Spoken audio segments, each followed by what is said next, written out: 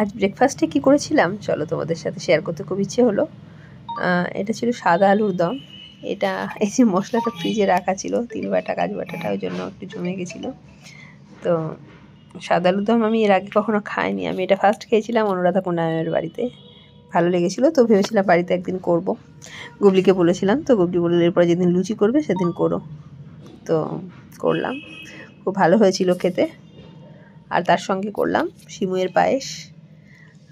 সেরকম কিছু করা হয় না ব্রেকফাস্টে, কারণ ম্যাডামের স্কুল থাকে, যার ফলে তো ভাত খেয়েই চলে যায়। আর যেদিনকে স্কুলে ছুটি থাকে বৃহস্পতিবার রবিবার, সেদিন তো এত টিউশন যে নাকে দড়ি দিয়ে ছোটে, যার ফলে কিছু এটা আমার লুচি বেলা, এটা দিয়ে আমি লুচি বেলি।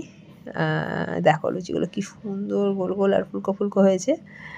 একদম গরম গরম তুলেই খেয়েছিলাম সঙ্গে সঙ্গে, দারুণ লেগেছিলো খেতে। সাদা আলুর দম আর সিমের পায়েস আর ফুলকো লুচি। তোমাদের যদি কারো সাদা আলুর দমের রেসিপি লাগে আমায় বলো, আমি নিশ্চয়ই বলে দেবো। এবার তো ম্যাডামের খেয়ে বলার পালা, কারণ তার ভালো লাগলেই আমার শান্তি।